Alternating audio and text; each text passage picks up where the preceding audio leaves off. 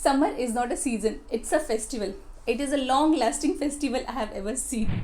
And my friend was so relieved and he tells this story almost to everybody.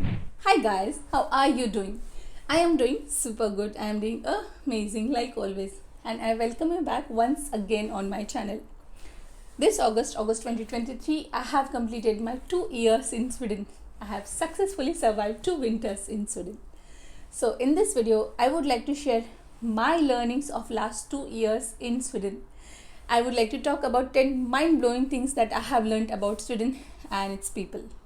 For that, please stay tuned until the end, and also do not forget to like, share and subscribe to my channel.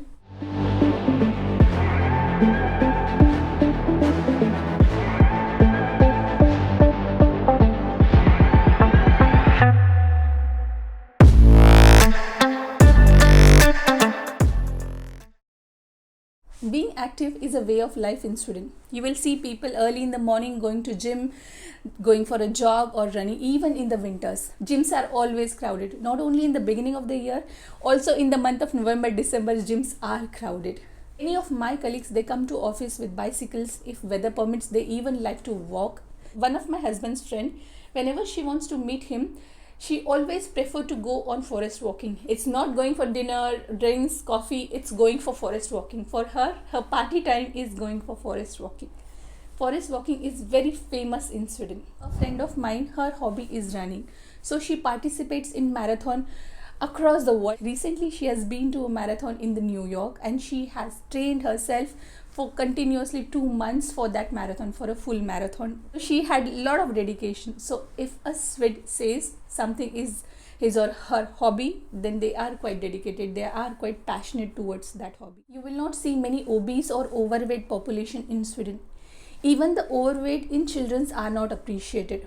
The culture where I come from, if a child is overweight, then it has always been appreciated, especially the parents are being appreciated. Oh wow, your child looks so cute and he's so chubby or she's so chubby.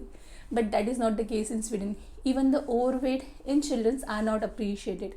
Doctors will give instructions to the parents to improvise the activity of children to ensure that they are not overweight. They are not overweight than the standard weight. If you are in Sweden or if you are planning to move to Sweden, then I would say you have a lot of motivation around you to be fit, to be active and to be healthy. Summer is not a season, it's a festival. It is a long-lasting festival I have ever seen. With change in weather, everything changes. The colors of tree changes, colors of people changes. People are more happier in summer.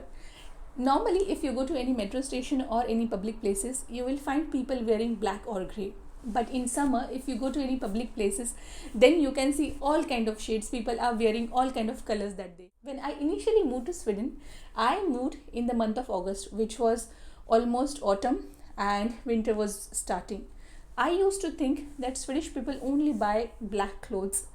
But the moment summer started, I could see no, they have all the color palettes in their wardrobe, but it is meant only for summer. So summer is being celebrated thoroughly by everybody living in Sweden. In summer, you will find so many events happening all around the country. So many singers, so many musicians, they come to city, they have their concerts. There are so many events organized by different restaurants. People really have a party time in Sweden. So summer is a beautiful festival celebrated throughout the Sweden. When I say summer is a long-lasting festival, so nobody works during the festival. It is very common in Sweden to go on leave for almost 4 to 6 weeks. I work in a team of 6 and 5 of my colleagues were on leave for almost a month during summer. If you are looking for a job, then I would say please do not apply in summer because everything gets slower. If you are not getting any response from any of the agencies, that may be because it is summertime and people are on vacation.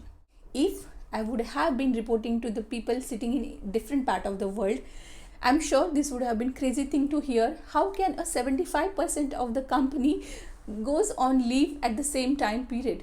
But yes, this is the summer vacation and nobody is supposed to disturb them. It is a practice, it is a culture that has been followed since years and everybody is prepared for it. You have to anticipate that for 2 months Sweden is not going to work, and that's how it works. I would say Swedish society is based on trust and honesty. One of the best thing that I have encountered about Swedish people is they are super on. One of my friend, he recently lost his debit card in a bus, and when you do payment with a card in Sweden, you do not have to put your PIN code. There is no second level of security. You just tap the card and payment is done. So with that debit card what he lost, anybody could have just tapped the card and the money would have been lost. Friend who lost the debit card, he did not even realize it that he lost his debit card. In the evening when he was looking at his wallet, he realized that he had lost the debit card. And after some time, he gets a call from a lady who found his debit card. So that person, that lady, found his debit card. She just saw the name on the debit card and she searched for that person, and she contacted to my friend and she just asked him, can you come and get your debit card? And my friend was so relieved, and he tells this story almost to everybody. Even when you do the tax filing, the Skatteverket, the government agency, do not ask you to submit the proof that you are writing on your tax filing. You just have to keep those documents with you. The government, the Skatteverket agency, trust in their people. Unless of course there is some fishy and you have to give some proof. But in general, you do not have to submit the proof of declaration that you do. You just have to keep that in your record. When you buy second-hand things on marketplace or on Blocket, and let's say there is some defect in the product, you will see clearly written by obviously the seller that this is a defect, or you will also see the pictures of that particular defect in the product. Of course, it's not in 100% cases, but yes, in majority of the cases I have seen when I look for any ad, people generally provide the information about if there is any defect or there is any problem in that particular product. Nobody is trying to sell you the defective products. And I would say that is also one of the reasons why second-hand market is so good in Sweden. One of the funny things that me and my husband do is, I don't know for what reason, but we do it, is when we go on walks, especially at the night times, we just look at the lights in the apartment. If you see very bright white light in the apartment, that means that house belongs to maybe a Asian or Indian probably. If you see very light, dim, warm light, then that house belongs to a Swedish person. With that lights, you can identify who is living in that apartment. Swedes generally have so many lights in the house. They have so many lamps, lights, floor lamp, ceiling lamp. But when you go in the house, they have very dim and very warm light. Whereas if you come to my house, probably you will find the lights are very bright and white. Ice bath is the craziest thing I have heard about Sweden or the Nordic people. You already have so much of cold. I don't know why people would love to go to take the ice bath. I know it is quite healthy. There is a lot of health benefit to it.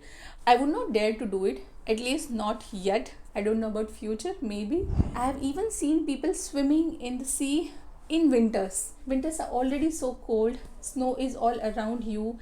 Taking a dip into cold water. But I would say that is one of the craziest thing that somebody can do.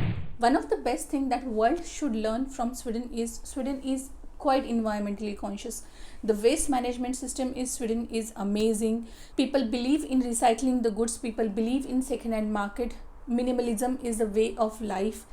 People like to live with nature, close to nature. Forests are so close. You just have to take a walk maybe for 500 meters and you have a forest.